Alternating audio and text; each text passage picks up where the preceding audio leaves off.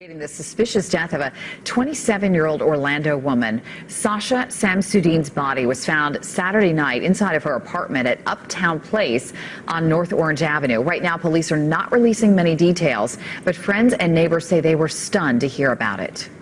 Typical girl, just nice, fun-loving girl. She wasn't too boastful, too loud. Just a nice, quiet type.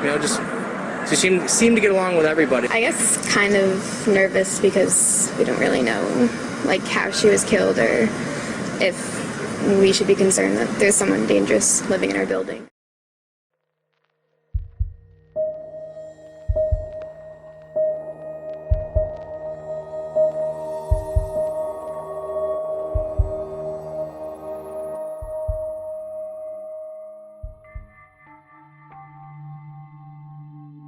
Sasha with 407 Apartments TV. I'm here at the Edge Orlando Apartments near UCF, so let's go check out what they have to offer.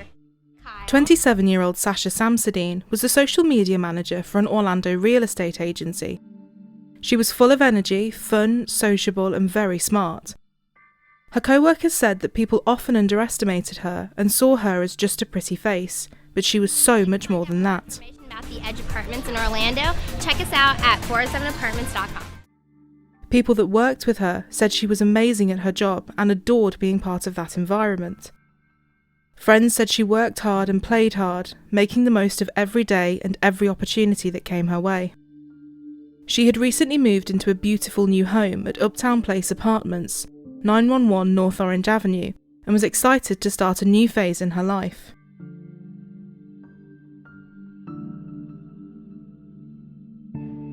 It was the last day of the Orlando soccer season, and Sasha was out in purple to support her team. When they won, she and her friends headed out to celebrate with drinks and dancing at the Attic nightclub on 68 East Pine Street. At around midnight, Sasha decided it was time to leave Attic. She told one of her friends, Anthony, that she was heading off. Anthony said as friends, they would all frequently separate and meet back up later at another bar or club. So with this, everyone carried on enjoying their evening and went their separate ways.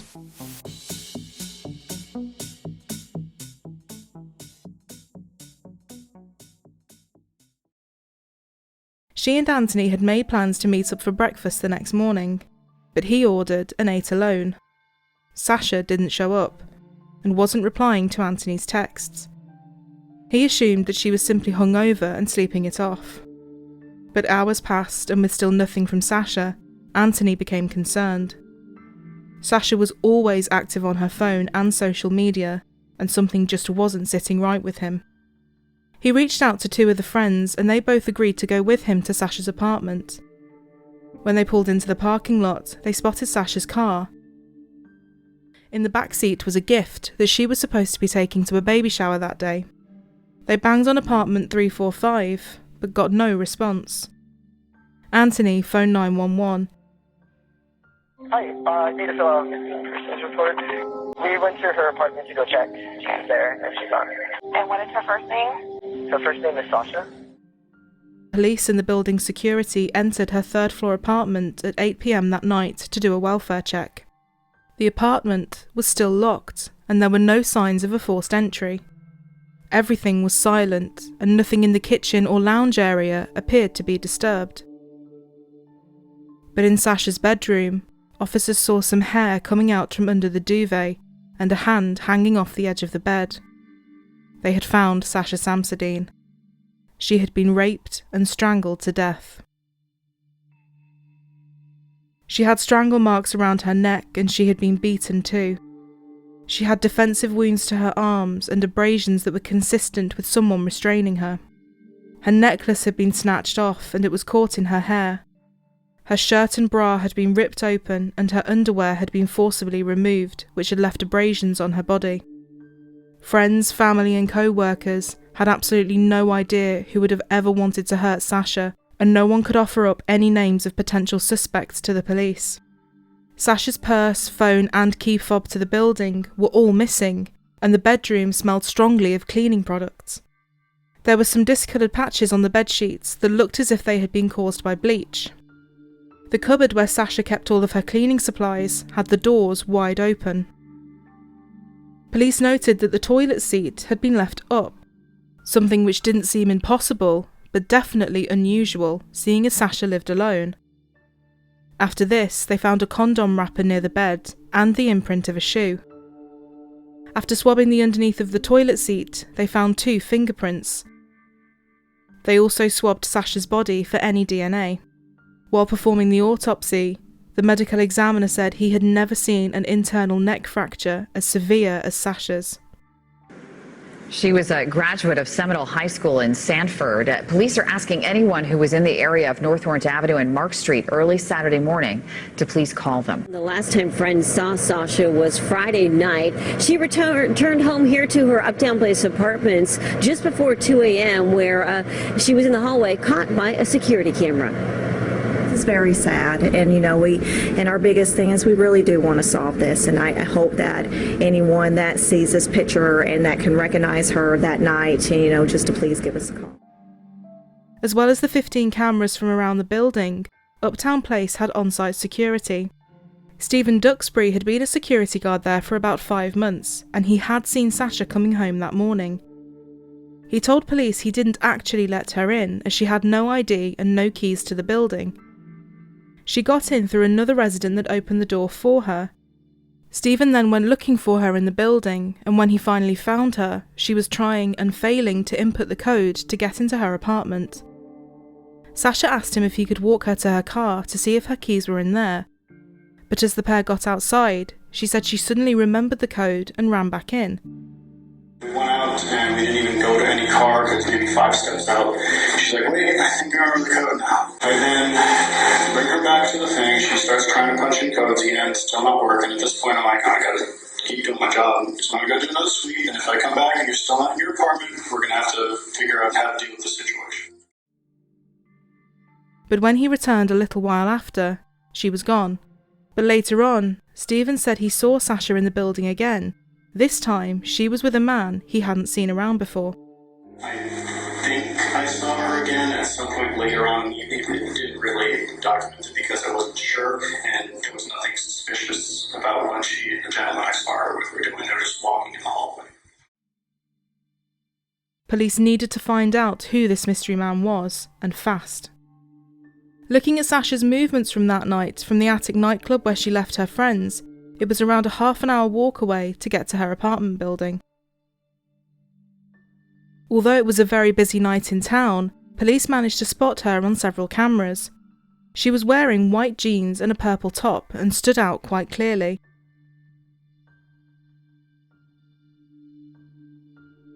Another camera from down the street showed her again. This time, she was walking with 2 people. Police used this footage to issue a press release, hoping whoever was with her would come forward, and to their relief, they did. 2 women said they had seen Sasha downtown that night and could tell she was intoxicated. Sasha had no ID on her and no phone. The women said they were concerned for her safety and decided to get an Uber with her and drop her home. As soon as the Uber stopped at some traffic lights, Sasha darted out, pointing to Uptown Place, saying that was where she lived. The women waited as she tried to enter the building, but because she didn't have her key fob, she was unsuccessful. Before long, security guard Stephen approached the 3 women. He told them he couldn't let anyone into the building without identification or proof that they were a resident. The women told him how concerned they were for her and asked how she would stay safe if he wouldn't let her in. As they continued to talk, another resident of the building opened the door and let Sasha inside. Stephen carried on talking to the other women for a while, before eventually heading back into the building to see where Sasha was. Everyone's story matched up, and police still needed footage and witnesses from inside Uptown Place. Sasha's iPad was found in her apartment, and as it shared some data with her iPhone, police were able to look at her messages. A text had been sent to a man named Ben who had previously dated Sasha. He was supposed to be seeing her that weekend. They had been texting during the night and Ben asked her if she wanted to meet him at another party. But several hours later, at 5:12 a.m, Sasha sent him a text message simply saying, Ben. This appeared to be the last activity on her devices. Ben willingly let the police take a DNA sample, and with that, plus a watertight alibi, he was quickly ruled out. Police also spoke to a man named Taylor who was in a relationship with Sasha for 2 years. They had still spoken regularly, and Taylor said he always thought that one day they might get back together. He was working a shift at a bar that night, which everyone could attest to, and again, through DNA, he was eliminated from the investigation. Suspicious death of a 27-year-old Orlando woman. Sasha Samsudean's body was found Saturday night inside of her apartment at Uptown Place on North Orange Avenue. Right now, police are not releasing many details, but friends and neighbors say they were stunned to hear about it. Just a few days after Sasha was found, she was laid to rest in a private ceremony, which blended Hindu, Islamic and Christian practices. One of her co-workers recalled that he always knew she was popular and well-loved, but didn't quite realise the impact she had had on so many people until he saw the turnout at her funeral. The CCTV footage from Uptown Place was always saved off-site, but it was now finally in the hands of the police, and they began going through it with a fine-tooth comb. One camera showed Sasha entering the building at around 1:46 a.m. She was followed inside by an unknown male who asked her if she was all right.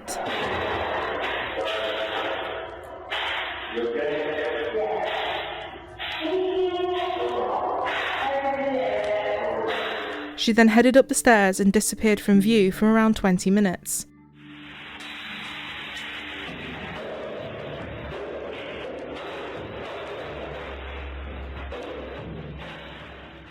At 2:06 a.m, she was seen running up more stairs,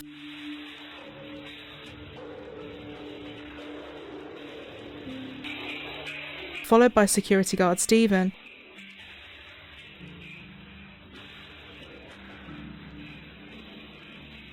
Just as he said, he walked with her to the first floor parking lot at 2:25 a.m. to see if her keys were in her car.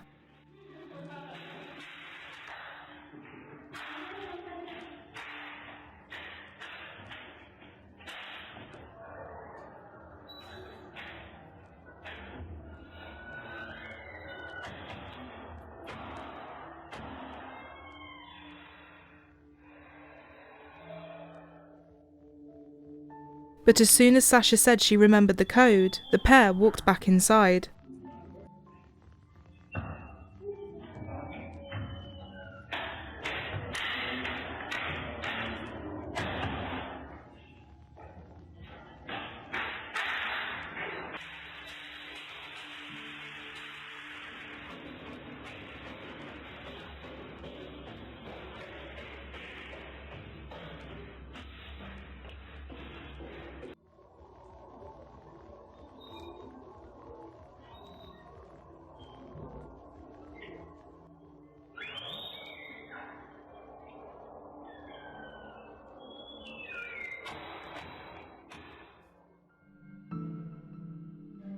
Police were still searching to find the unknown male seen with Sasha, but they couldn't see Sasha on any of the other tapes. They appealed to the media and public and asked anyone that had seen Sasha or anyone else around the building after 1:46 a.m. to come forward, but no one did. Investigators continued evaluating the footage to see if they'd missed anyone else coming in or out of Uptown Place in the early hours. And at 6:36 a.m, on one of the cameras, they did find something of interest. A familiar face was seen exiting the second floor of the building, holding 2 trash bags. It was security guard Stephen Duxbury. He walked into the second floor of the parking lot where his car was parked, and returned to the building at 6:38 a.m. Stephen had told officers that his shift had ended at 6 a.m. but he didn't actually leave the building until 6:39 a.m. Initially, police wondered if taking out the trash was part of the security guard's job, but it was soon confirmed that it most definitely wasn't. On closer inspection, detectives recognised the trash bags. They had come from inside Sasha's apartment. Following this, police obtained a search warrant for Duxbury's home and asked him to come in for a polygraph test. During the polygraph, he was asked if he had ever set foot inside Sasha's apartment. He answered no, but the polygraph indicated deception. The interviewer then asked him if he knew how Sasha had died. Was she poisoned? He asked. No. Was she stabbed? No. Was she choked? No. But on this question, again, his heart rate shot up and showed signs of deception. Information about how Sasha had been killed had not yet been released to the public, and there was absolutely no way of Stephen knowing that she had been strangled. Although a polygraph test is inadmissible in a courtroom, this definitely gave officers a lot more to look into. In Stephen's home, detectives found a pair of shoes that matched the shoe print found inside Sasha's apartment.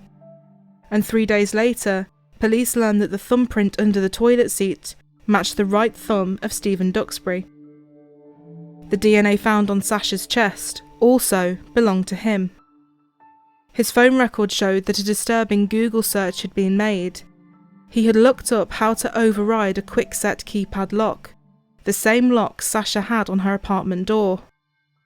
This internet search had happened at around 5 a.m. that morning, almost 3 hours after Sasha had last been seen on camera, and just a few minutes before Sasha had sent the message to her ex-boyfriend Ben, simply saying his name. Stephen also had a bite mark on his forearm and scratches to his body. It was hard to fathom that the man who had been so helpful with the police and whose job it was to secure the building and protect the residents had been the one to commit this horrific crime. October 17th, Sasha Samsudean was found murdered in her apartment. Today, our detectives have arrested Stephen Duxbury, the security guard from Uptown Apartments, in connection with this case. Stephen Duxbury is charged with first-degree murder, sexual battery, and burglary to an occupied dwelling. As a security guard, he used his access to prey on someone who was very vulnerable. Our hearts go out to Sasha's family. Our thoughts and prayers are with them, and we hope that this will bring a little bit of closure or start the process of closure for this family. Police believe that when he saw Sasha come home that morning, he saw it as nothing more than a twisted opportunity. They believed he broke into her apartment before sexually assaulting, attacking, and killing her. He then used her own cleaning products in an attempt to destroy any DNA, before taking things of evidentiary value out of her apartment to his car, where he disposed of them later.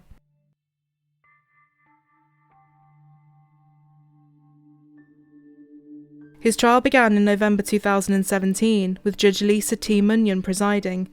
It started with Stephen arguing that as a security officer, he thought he had to cooperate with law enforcement during his questioning, otherwise he would lose his license, and his defense team wanted his initial interviews with the police kept out of the courtroom. Attorneys saying speculation should not be admitted as evidence, but the state says the motion is untimely and should be struck by the court, especially with the trial right around the corner. State? Yes. How many days do you need?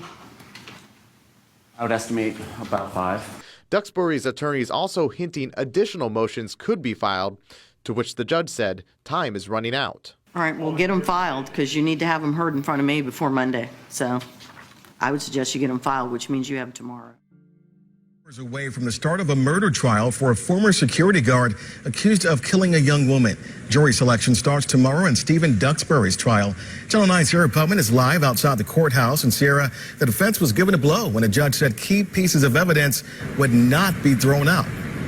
And that evidence is going to be in. It includes some shoes that were found at the defendant's house, as well as some statements he made during a polygraph test. And earlier today, I was talking to our legal analyst, and he explains just how big of a deal this is. Stephen Duxbury's defense fought to keep statements their client made during a polygraph test, as well as these shoes reportedly found at his home that allegedly match marks at Sasha Samsudean's apartment, out of court. But the judge says they're in. Channel 9 legal analyst Bill Schaefer. A circumstantial evidence case is like a puzzle. You have to get all of those pieces of that puzzle into evidence so that you can show this defendant is guilty of what you charged him with. During the trial, Schaefer says we can expect the defense will try to get more puzzle pieces thrown out. Once jury selection begins, it's too late to make motions to exclude evidence. However, the defense during the trial will raise objections as that evidence comes in. Duxbury is accused of raping and killing Samsudean back in 2015. The defendant's statement that he was never in that apartment is inconsistent with forensic evidence. That could be key to the state's case. Duxbury's attorney, Aaron Delgado, argued that the investigation left too many unanswered questions. Among them was not testing Stephen's clothing for DNA. They also said that the shoe prints attributed to Stephen inside Sasha's apartment appeared to match a size 9 shoe found in his apartment, when he said he wore a size 10.5. His legal team also argued that there was no surveillance footage that placed Duxbury in her apartment or showed him entering it. But the prosecution said that although the case was largely circumstantial, it didn't make it any less strong. DNA puts him inside her apartment, even though video footage didn't.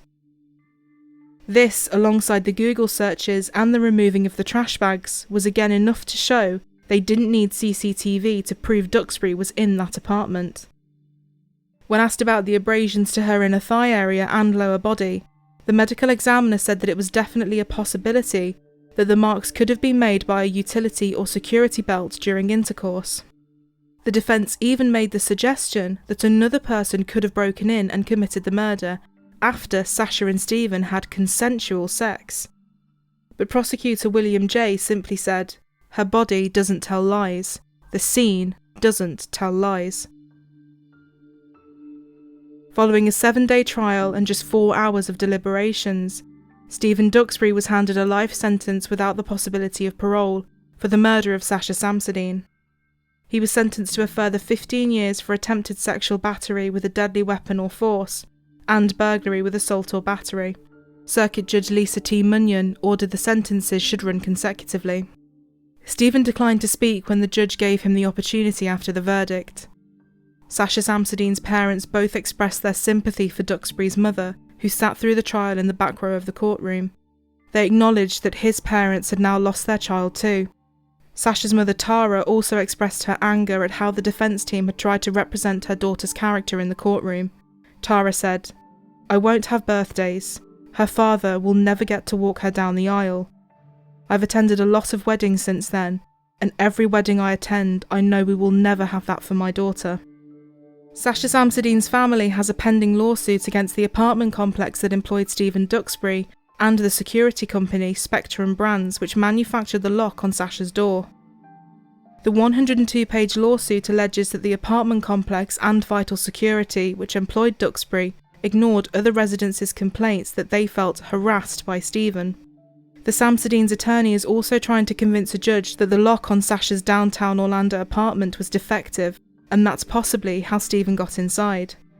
At a hearing, attorney Samantha Duke, representing Spectrum Brands, said there was no way to know for sure because the lock was never collected as evidence by the Orlando police, and it was thrown away by the owner of the unit when a new tenant moved in. Without that product, it's impossible for plaintiff to prove that any defect with the subject lock was the cause of Sasha Samsudean's death. The Samsudean's attorney fired back, saying that Spectrum Brands knew its product was defective, citing an article that describes how someone could beat the lock in a matter of seconds with something as simple as a screwdriver. They were aware of their defect, and they could have said something to the police, but naturally they wouldn't want to say, "Hey, just so you know, that design, we know that millions of these are easily broken into, so you might want to save that."